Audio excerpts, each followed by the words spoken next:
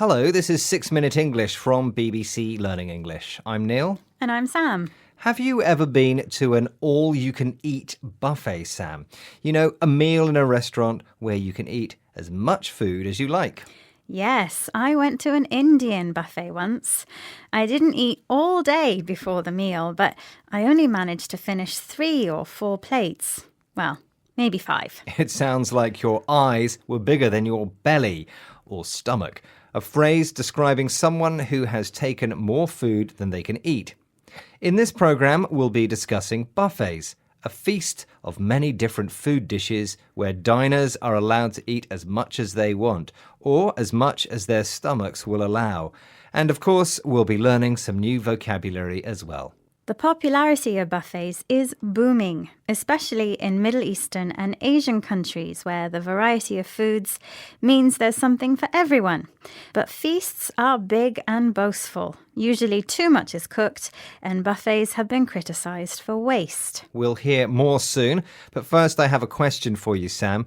The word buffet originated from the French name for the table on which food was served. But buffets themselves don't come from France. So, in which country did buffets begin? Was it A, the United States of America, B, Sweden, or C, China? Well, the US is famous for supersizing food, so I'll guess A, America. OK, Sam, we'll find out the answer later in the programme. John Wood, owner of cooking company Kitchen Cut, knows a lot about buffets. He used to run a 1,000-seat breakfast buffet at the 5-star Jumeirah Beach Hotel in Dubai. Here, John shares his observations on human buffet behaviour with BBC World Service programme The Food Chain. There are different people that treat buffets in different ways. Some people think this is a great opportunity to try little bits and lots of everything and come back as many times as I like. And other people just, whether they don't like getting up and down, which is understandable, from their table, just want to pile it high. And people, they want to get value for money. So, if you're paying, $100, $200 a head for a buffet, you're going to pile it up high and take the most expensive things you can, and get your money's worth. John says buffet diners want to get their money's worth, get good value for the money they spend, so they often pile up food on their plate. If you pile something up, you gather a large amount of it into one place to build what's called a pile. But buffets are not just about eating until you explode. They're also an opportunity to show off to your friends. Weddings are big in India and usually include a buffet. The richer the people getting married, the bigger the buffet. Sometimes inviting as many as 5,000 guests. If each guest eats around 6 dishes, we're talking about a seriously big buffet. Sandeep Sridharan is a wedding caterer in Goa in South India. He owns a company which provides the food and drink for special social occasions. Here he talks with Ruth Alexander, presenter of BBC World Service The Food Programme, about organising an Indian wedding buffet. It's a very vicious circle, I think, right? Everybody wants to overwhelm everybody around you. Okay.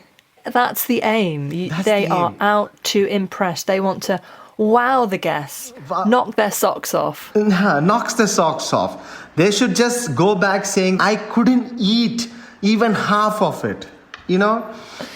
Some people just come for eating. They don't even worry about whose wedding it is and things like that. They know that who is the caterer. These guys are catering. Oh my God, this is going to be great. Wedding buffets are designed to amaze and overwhelm the guests with their huge displays of food. They need to wow the guests or knock their socks off, an idiom meaning to amaze and impress someone. The problem is that no matter how extravagant and expensive one buffet is, the next one has to be even more impressive. Something Sandeep calls a vicious circle. A difficult situation which has the effect of creating new problems which then make the original situation even worse. It seems the secret to enjoying a buffet is trying a little bit of everything without stuffing yourself until you can't move. Although in the past, I think that was exactly the idea. Okay, it's time to reveal the answer to my question.